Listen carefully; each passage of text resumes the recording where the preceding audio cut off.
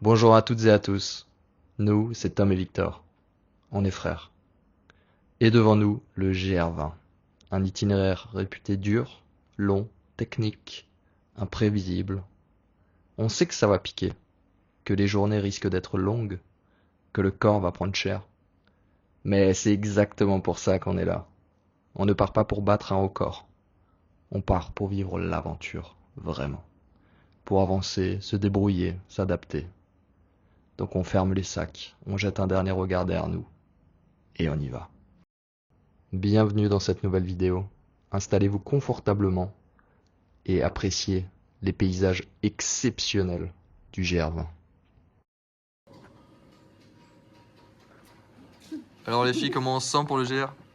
Au top. Tu les vois ça? Ah, le bibi, les bibi. Et toi frérot, t'es chaud? Ah oui. M'en bats les couilles, m'en bats les Je couilles. m'en bats les couilles. Voilà le démarrage. Allez, bon. Même pas commencé, déjà soigné.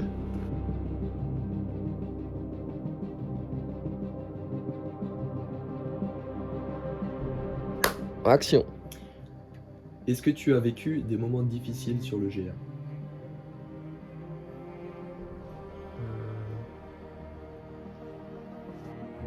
Alors je dirais que globalement le GR a été quand même difficile. Je pense que on l'a rendu facile en fait le GR. Je trouve que déjà de l'avoir fait à deux, et d'avoir mixé nos énergies, ça l'a rendu beaucoup plus facile et fluide. Et alors oui, il y a eu des moments difficiles, des fois plus de fatigue, des fois plus mental. C'est vrai qu'au début, je suis parti avec une entorse de la cheville et j'étais pas super serein non plus. Et heureusement, elle a tenu et finalement, tout au cours du GR, elle s'est renforcée.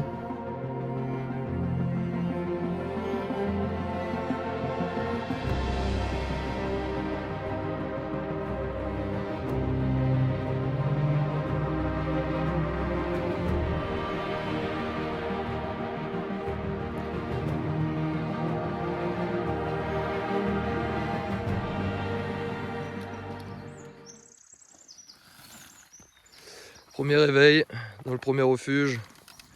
Vue sur mer derrière. Ah, on n'est pas bien là. On est bien, ouais.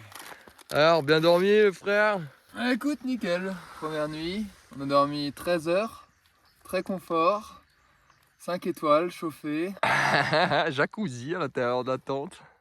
Je vais pas vous le montrer, mais bon.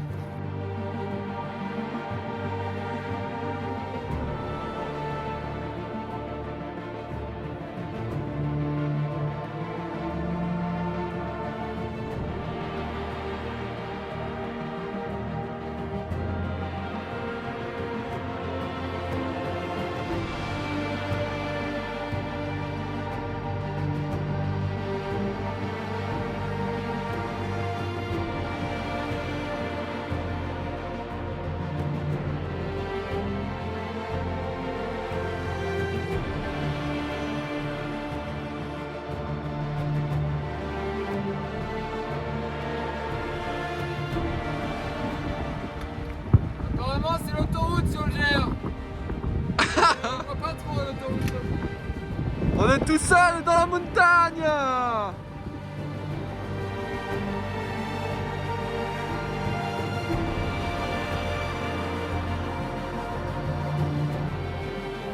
Oh la pugs du montagnard là. Arrivé au refuge. Ah, ça fait du bien d'arriver. Ça gaz. Alors comment a été l'étape du jour? Coriace. Coriace, mais on a pris notre temps tranquillement. Et on est arrivé doucement. Je me sens bien encore là. Très vite, on comprend que le GR20 ne se raconte pas. Il se regarde. Il se traverse.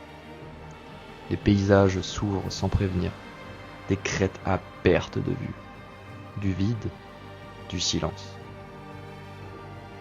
Par moments on s'arrête. Pas parce qu'on est fatigué, mais parce que ça dépasse ce qu'on avait imaginé. On avance au milieu de quelque chose de plus grand que nous.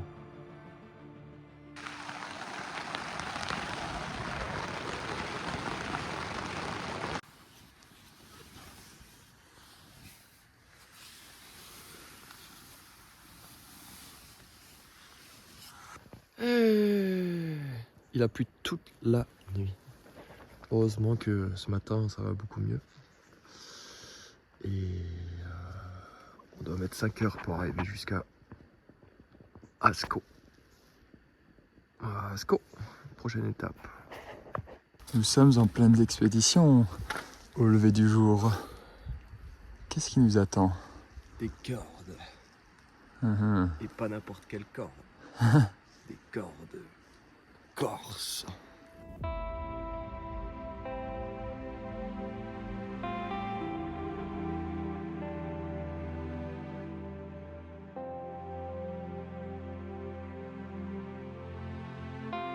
Donc le GR a duré 11 jours. Qu'est-ce que tu en penses? Est-ce que tu modifierais quelques étapes? Moi, je trouve que pour un profil, disons, sportif, comme toi ou moi, le rythme 11, voire 12 jours est très bien adapté. La dinguerie! Parce que tu marches quand même toute la journée, mais c'est pas non plus trop intense.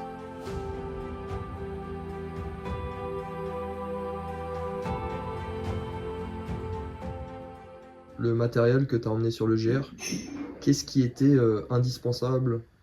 Quel est le matériel que tu trouvais aussi dans les refuges?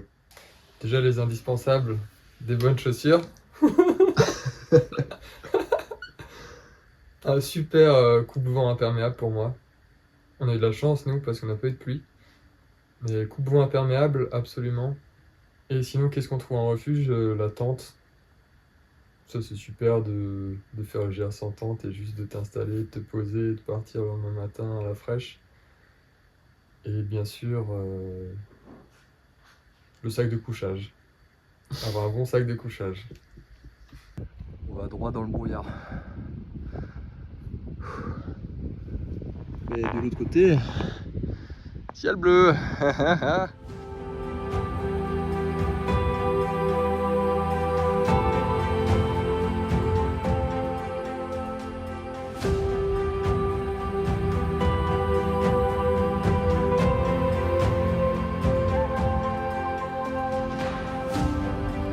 Canistrelle. Ah, ouh. Ça c'est les biscuits corses. On arrive au refuge. Ascot, numéro 3. Bon, l'équipe, petit craquage. On a pris un petit déjeuner à volonté dans une auberge. Yaourt, salade de fruits, café, du miel, croissant, viennoiserie,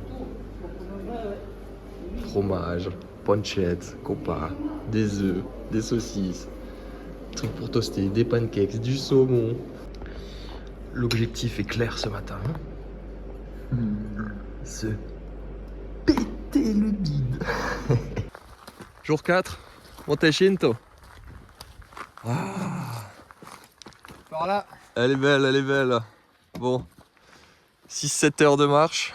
Et, Sans déniveler plus. et combien de négatifs? Pareil, non? À peu près, oui. Ça va bien tabasser aujourd'hui. Et c'est ça qu'on aime.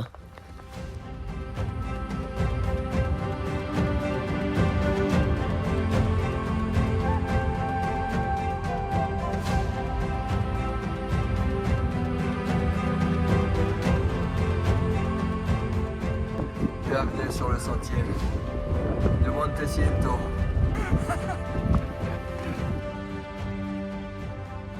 Nous nous rapprochons du sommet. Le soleil vient nous caresser les oreilles. C'est un bon signe. Voilà, plus que quelques pas et nous atteindrons. Suprême.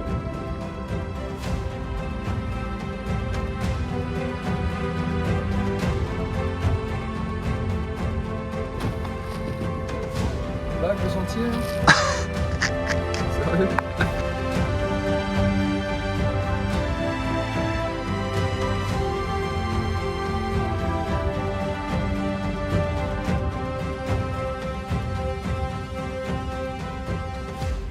On est arrivé l'équipe. Nice and clean. Monte Cinto.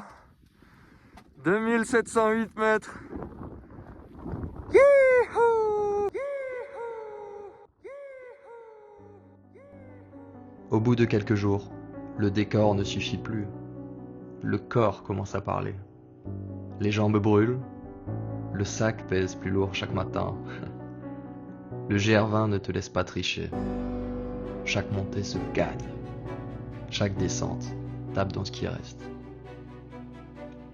Et par moments on doute du rythme, de l'itinéraire, de nous. Mais on continue. Parce qu'ici, s'arrêter n'est jamais vraiment une option. Ça ride ou pas les gonzesses? Des murs. Ça te chauffe un petit plongeon là? Haha. Oui.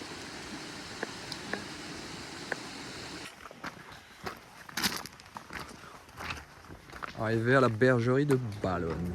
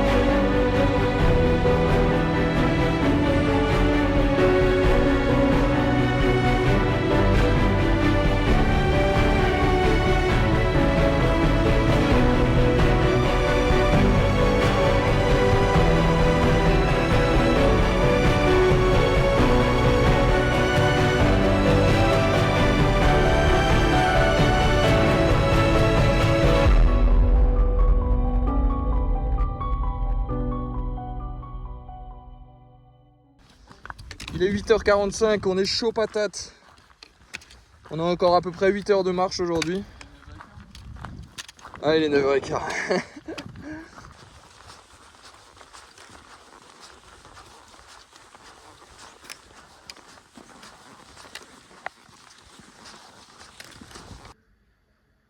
Et en termes de nourriture, alors, sur les refuges, est-ce qu'on mange bien? Comment c'est servi? Est-ce que c'est équilibré? Alors équilibré, tu te douteras bien qu'il n'y a pas trop de légumes. Donc beaucoup de féculents, des pâtes, des protéines, des œufs, de la charcute, du fromage. Donc on mange très riche. Bonjour, bonjour. Ok. Petit arrêt à la bergerie de Radoul pour manger les lasagnes au broch. On va se régaler. Et votre moelle à la châtaigne servie sur assiette avec des pépites de chocolat fondant. Oh là là, la dinguerie.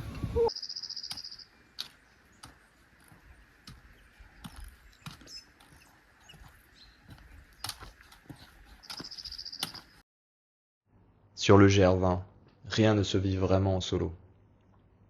Chaque journée use, chaque montée teste. Et très vite, on comprend que l'énergie ne vient pas seulement du corps. Marcher avec son frère, ici, ça change tout. On s'attend, on s'observe, on s'ajuste, presque sans y penser. Dans l'effort, tout devient plus simple. Les rôles disparaissent. Et il ne reste que deux personnes qui avancent dans la même direction. La présence de l'autre devient un appui silencieux. Pas besoin de grands discours, pas besoin d'en faire trop. On avance, ensemble. Parce que sur un terrain comme celui-là, c'est souvent ce qui fait la différence.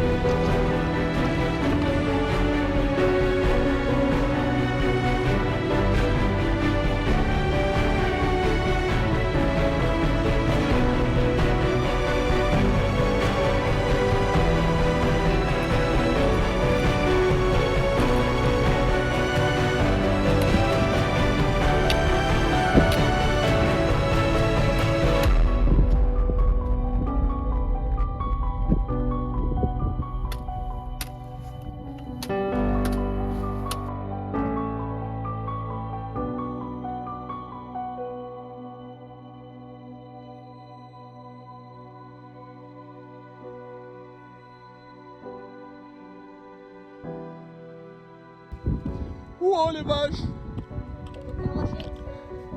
Oh, comme c'était bien ça avec texte à l'époque. Texte. Je t'envoie un texto, man!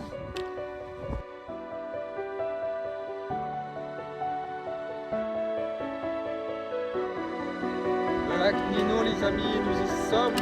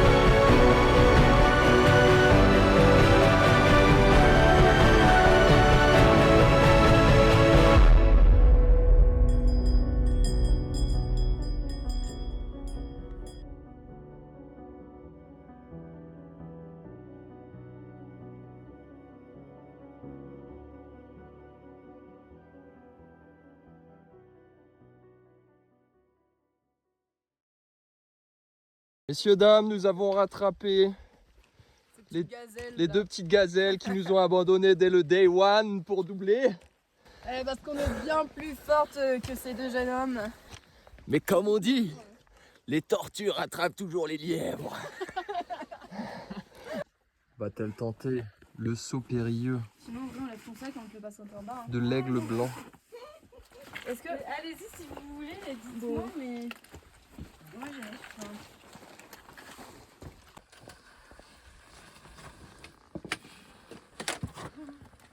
Yes! Wouhou! Et deux. Oula. Et là ça va pas passer là. Allez, ça, t'as trop mangé, Amélie? Et c'est un grand écart pour la joueuse française. Ne faites pas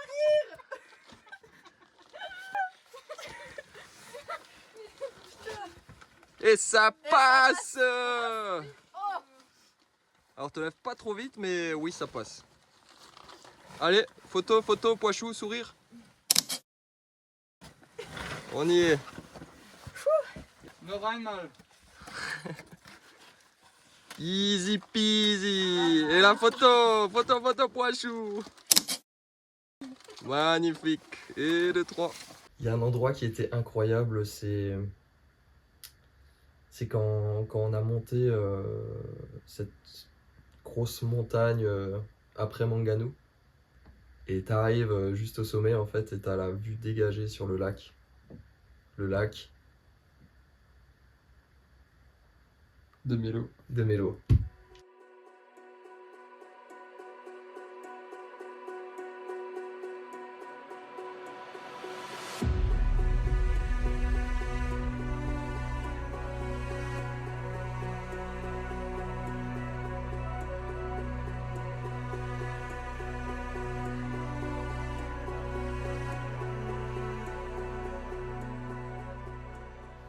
Est-ce que tu as rencontré beaucoup de gens sur le GR et est-ce que tu as réussi à tisser des liens ou passer des bons moments? Oh, il y a eu beaucoup de personnes, oui. Ce serait dur de tous les citer, mais s'il y a une personne qui me vient en tête tout de suite, ce serait peut-être Louis. D'ailleurs, ce mec était fou parce que l'étape qu'on a partagée, il l'a fait en tongue. Sur la crête. Mehdi et Cédric qu'on dépasse au lac Nino. Mehdi, le canard boiteux qui arrête pas de demander des médicaments à toutes les personnes qui croisent. Ça c'était drôle parce que vraiment la première interaction avec lui c'était les gars, vous avez pas des Doliprane s'il vous plaît? Je boite un peu là.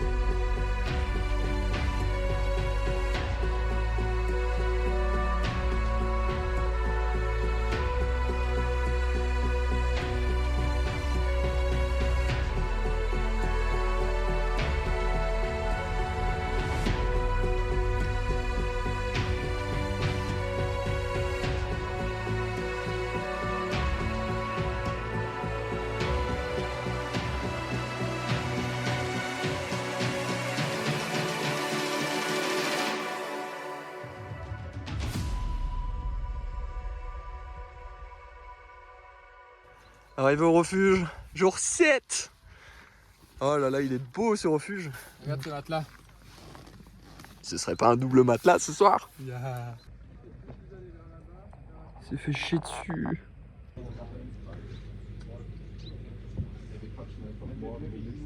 On se regarde tous dans la même direction.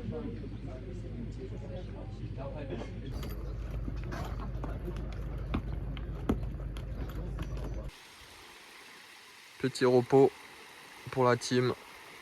On en profite pour faire sécher les affaires.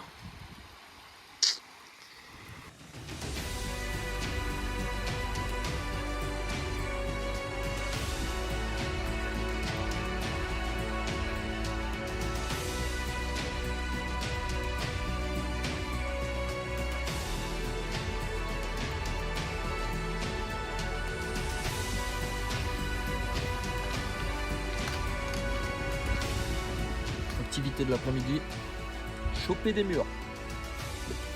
Il y en a tellement.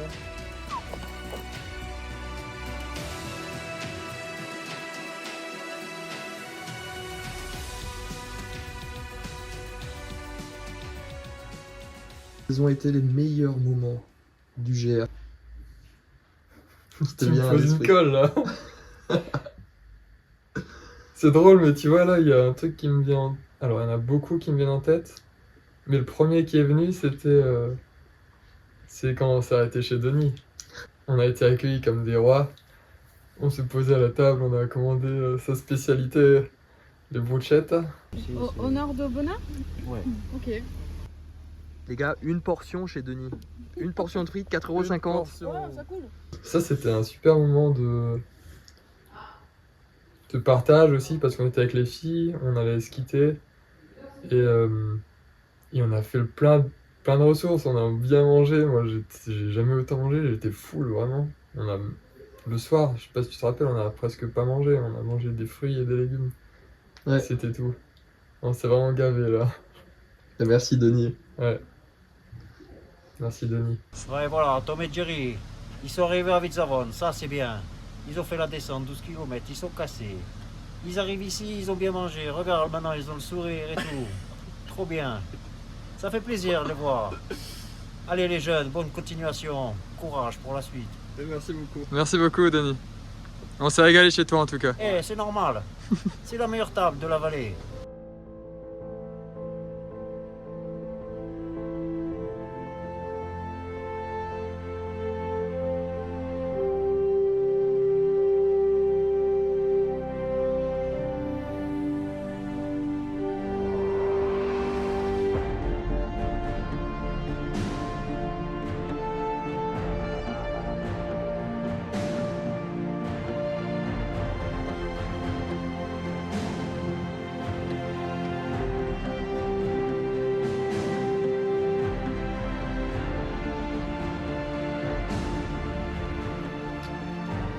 Mardi 30 septembre.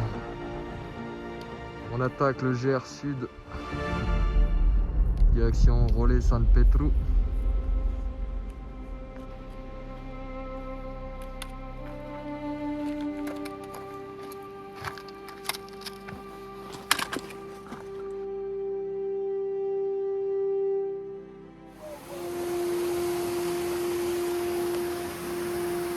Arurum Tiatua.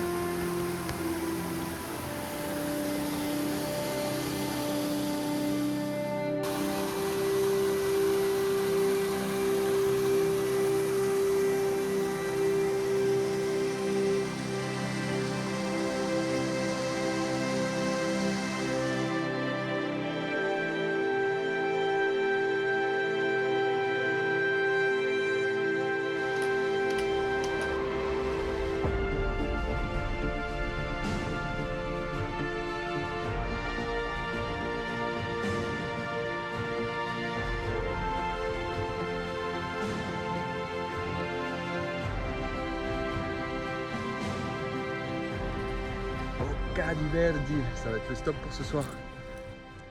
Et voilà où on dort ce soir. Ils nous ont gardé la seule tente. Ils ont déjà commencé à tout emballer. Donc on n'a pas de voisins. Numéro 13, région Pacao.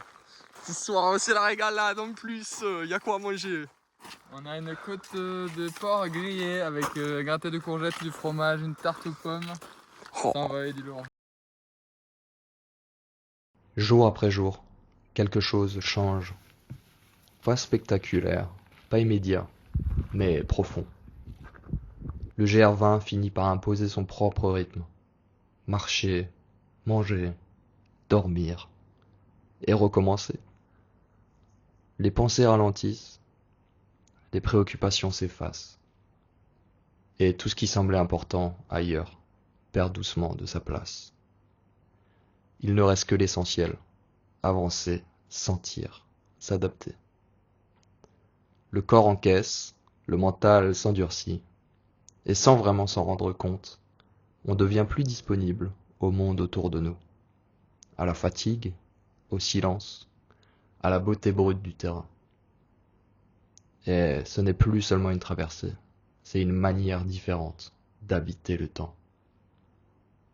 On est arrivé dans un lieu de paradise.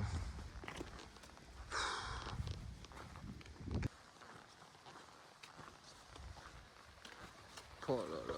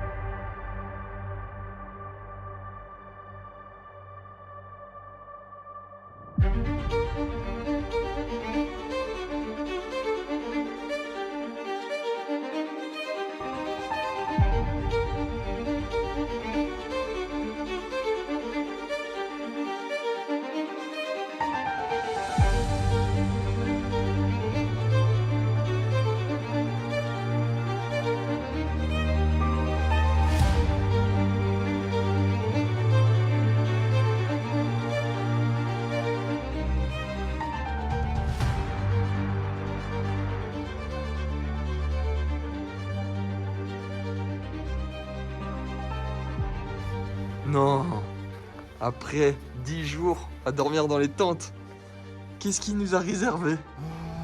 Un lit, 2 lits. On dort pas côte à côte, Tom, ce soir. Ah, tu vas me manquer.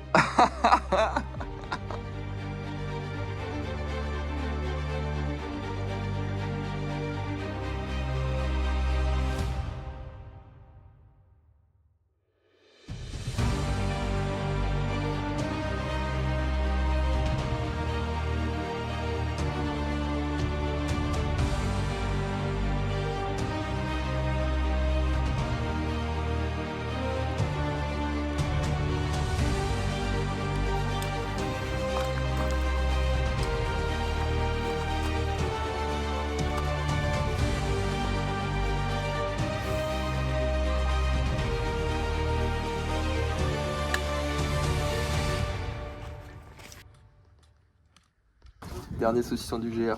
On a trouvé des omelettes aussi. Maruru.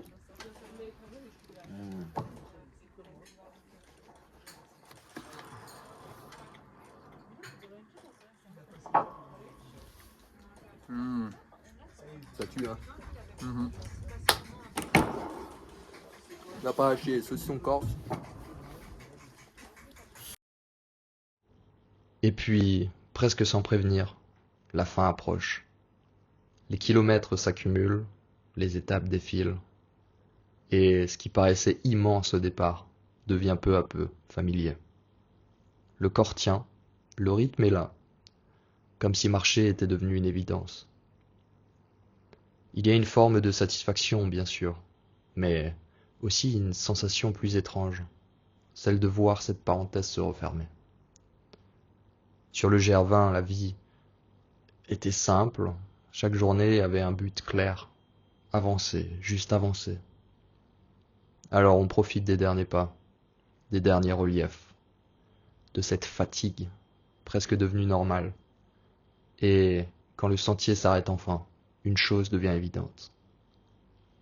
On ne redescend jamais, vraiment, comme on est monté. La boulette. Ah, bravo pour le GR. Bravo. On a dead ça. Hein. On a fait ça. Ah. Ça fait du bien. Par contre, tu pues à mort. Mec, ça, toi, c'est pire que moi.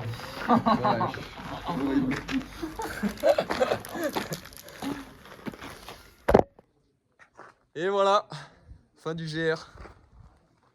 La boulette. Yes, I. 180 km. Voilà, on vient juste d'arriver. Maintenant, une bonne bière qui nous Une bonne attend. bière fraîche. Oh. Mm. Yes, I.